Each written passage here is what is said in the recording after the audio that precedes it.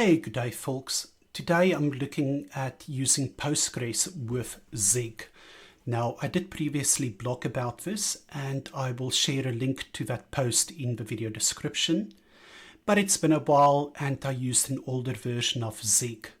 So for context, I'm currently familiarizing myself with Zig 0.16.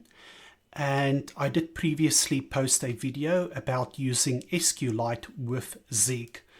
So let's start by explaining an important difference between SQLite and Postgres. SQLite is what we would call an embedded database. So with an embedded database, we would embed the database library inside the application.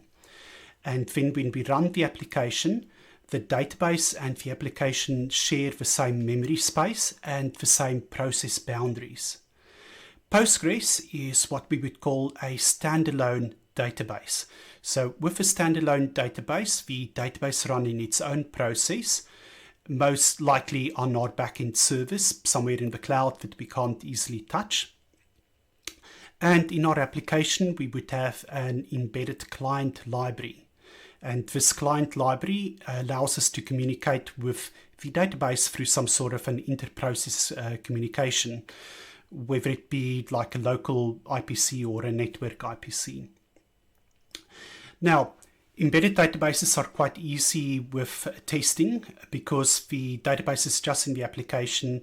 If you write your test or want to test some functionality, you just run your application and the database is already there.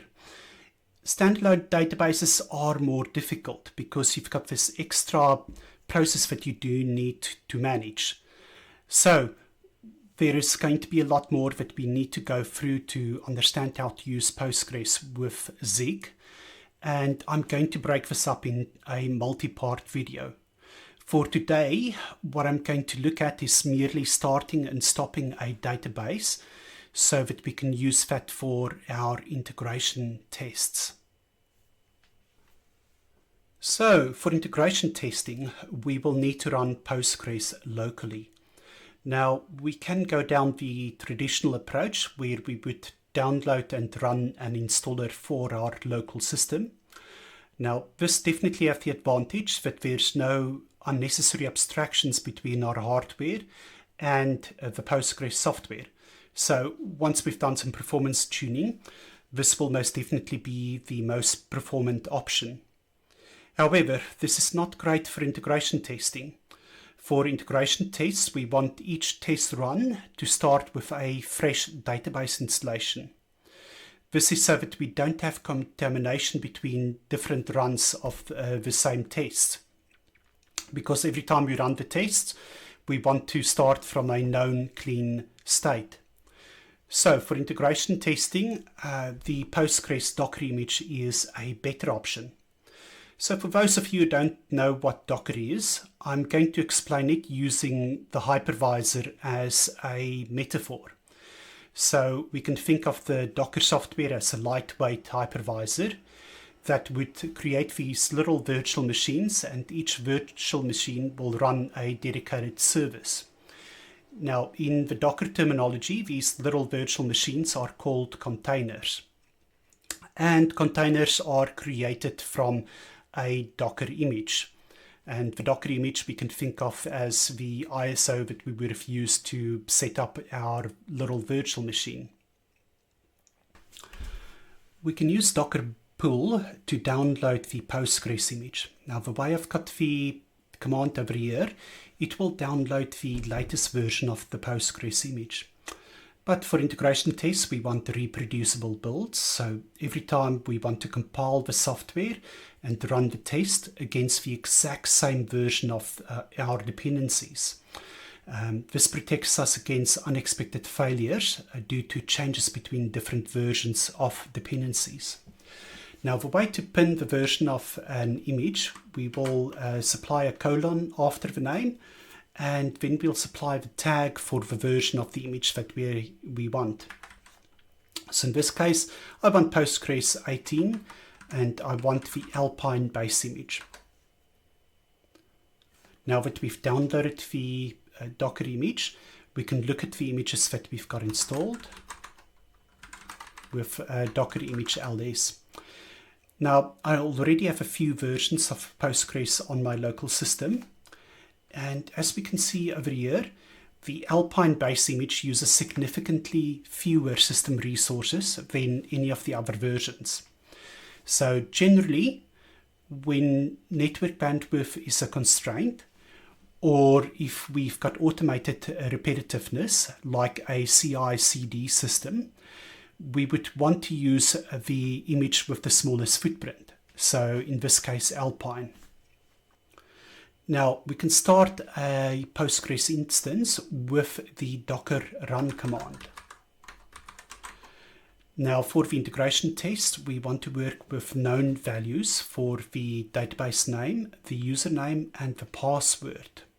So I'm going to supply some environment variables to set those to known values.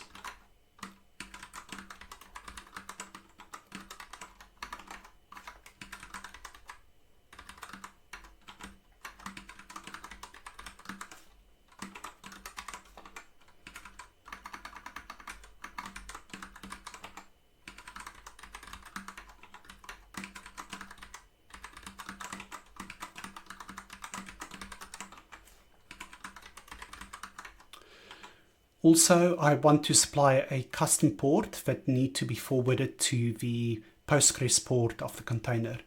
So in this case, a -p, and then the first port number that I give is the port number of my local system, and then the port number on the container. Now, we want this to run in detached mode, so that it runs like a daemon or a background service. And the last argument is the image name and version.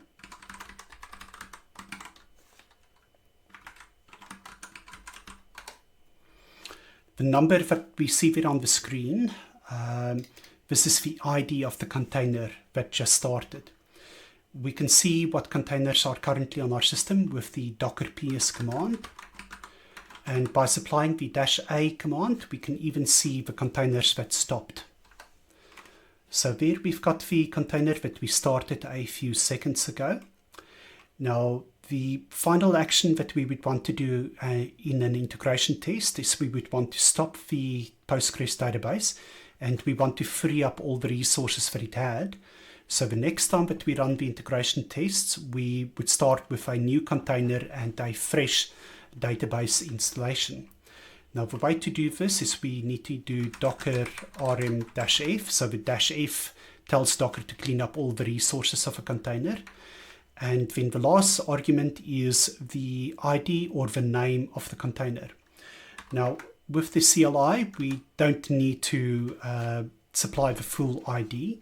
As long as we supply enough characters for Docker to be able to make a unique match of the containers, that is enough. Cool. So if we now run docker ps again, we can see that the container stopped and it's been completely removed from the system. Okay, so let's have a quick look at how to connect to the Postgres instance. So we're going to start by creating a new container. Okay, so the container is running.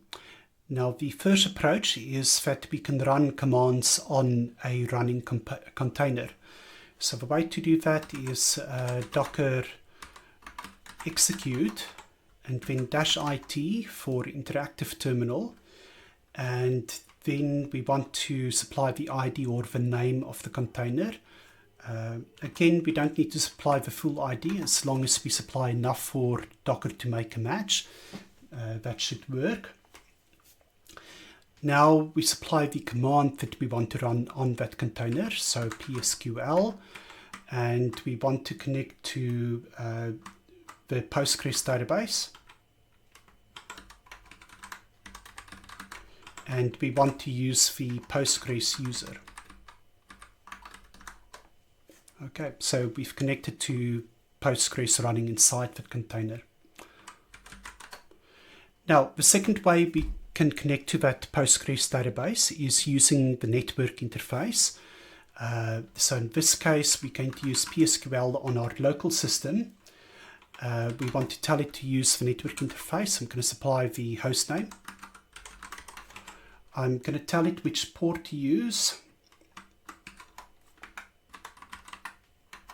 Okay, I'm going to tell it what database and user I want to use.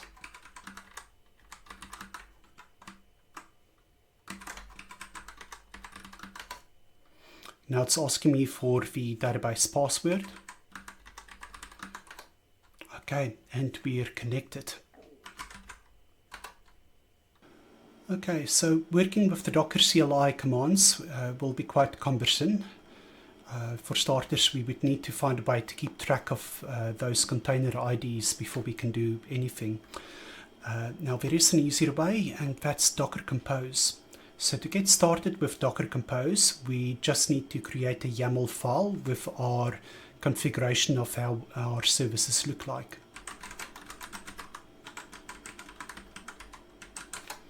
Okay, so the first line needs to be 3 dashes, otherwise it's not a well-formatted file. Then we can supply our project name.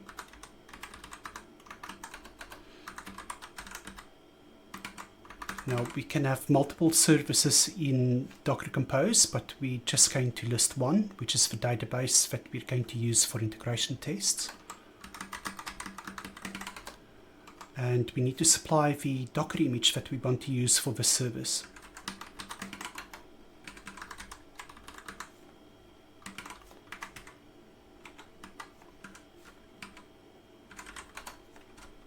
Now, we also need to set our database name, our username, and our password using environment variables.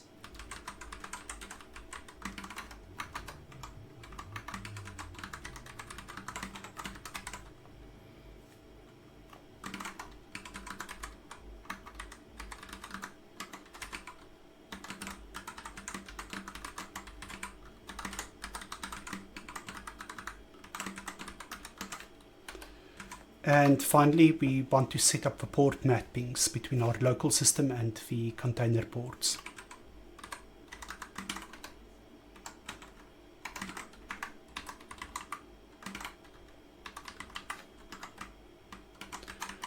Okay, so let's fire this up and see if it works.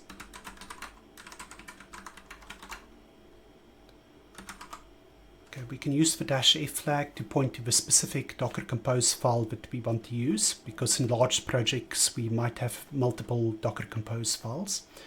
And then up will start up the services in that Docker Compose file. Okay, so now we've got this interactive session where we can see the logs from Docker Compose and the services that it started.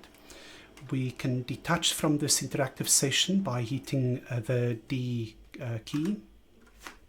Okay, and we can have a quick look at our containers just to verify that it started the container as we expected.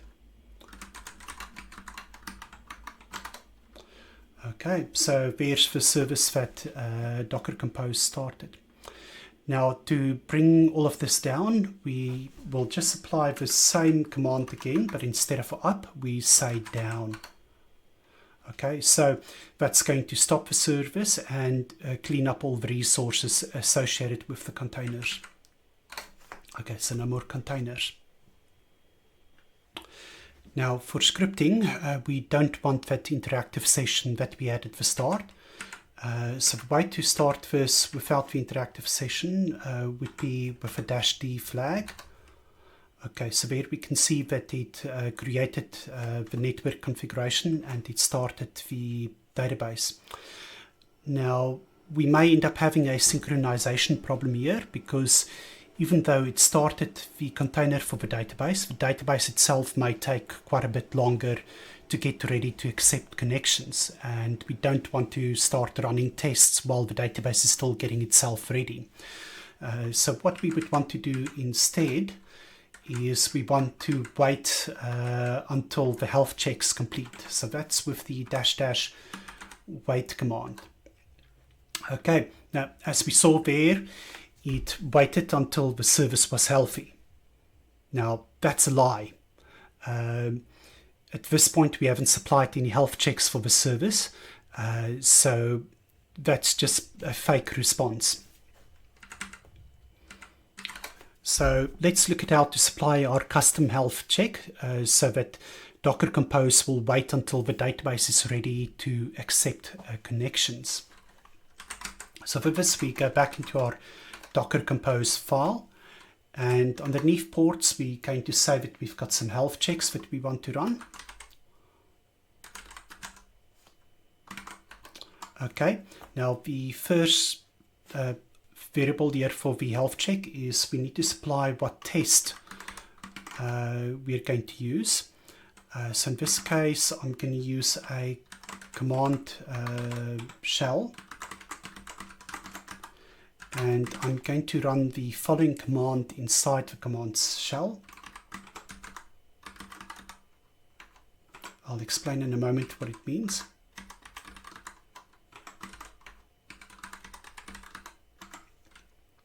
Okay, so PG is ready is a command line utility on the Docker image that will tell us if the database is ready, and we say that it's the Postgres database and we want to use the Postgres user.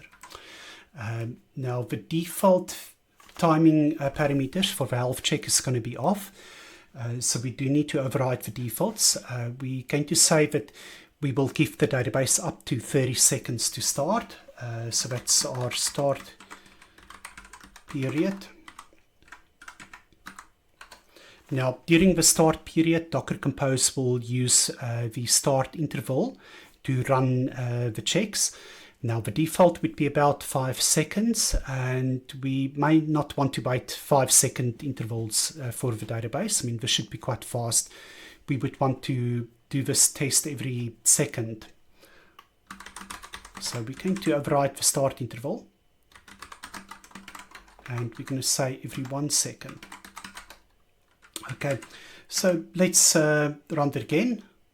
So in this case, it's waiting a little bit, and now when it says healthy, it means that the database is actually ready to accept connections. So at this point, we can continue and start our tests. Now that we've got an easy way to start and stop a database for integration testing, we can look at scripting that into our Zeek build system. So let's start by creating a minimal Zeek project.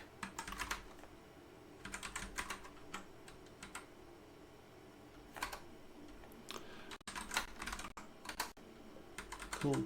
So what we would want to look at scripting is the two Docker Compose commands that we just ran. So the first one,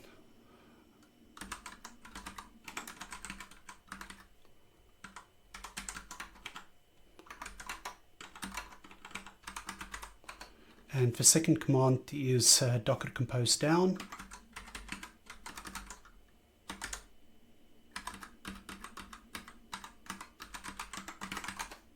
Cool. Now, both of these commands would need to use the Docker Compose file, so let's get the lazy path of that.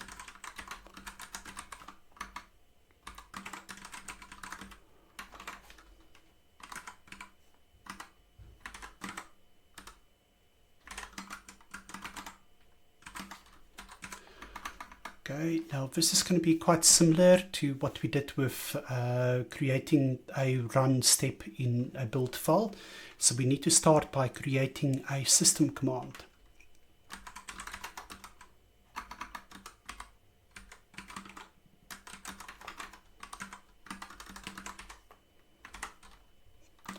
Okay, and we can supply the first set of parameters here.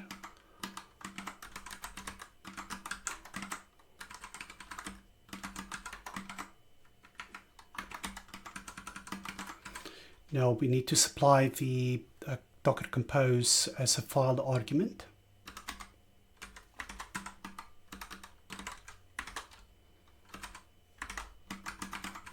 And now we can add the last few command line arguments.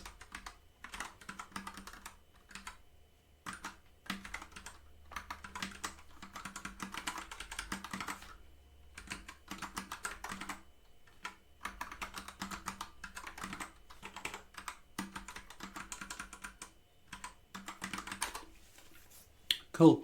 So that should be the command to start the database with Docker Compose.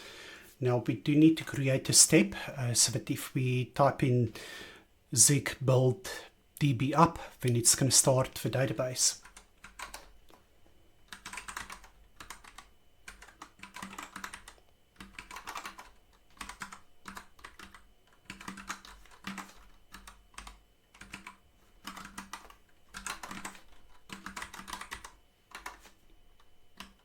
Let's add a dash there. I think that's better readability.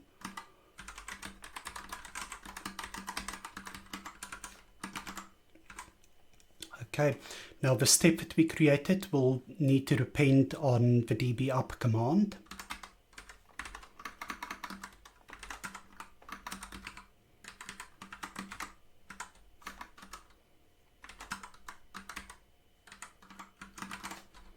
Cool, so that should start the database for us.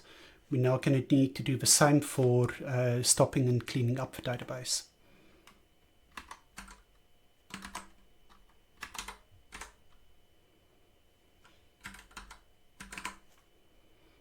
Okay, so in this case, what we're going to do, database down, it's got the same start,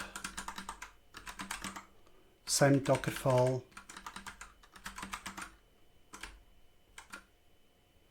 and in this case just have one argument at the end. Now similarly we need to have a db stop. Let's call it db down.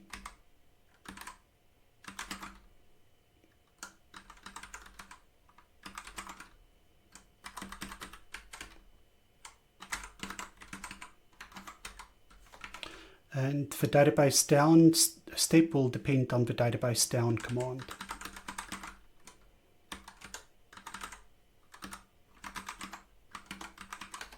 Cool. So now if we go zig build db dash up.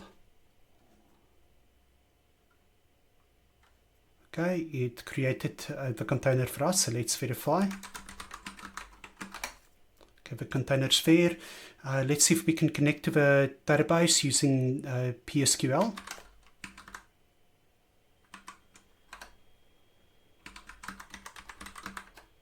And we are connected to the database. Now we can bring it down with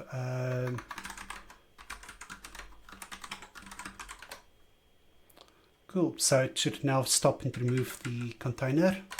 So no containers. Okay, so that's all that I'm going to cover in today's video. We can start and stop a database for integration tests using the zig build system. In the next video, I'll look at combining that starting and stopping of the database with integration tests in our zig code. So if you like this video, hit the like button. If you want to see more, subscribe. Anyway, I'll see you guys in my next video. See ya.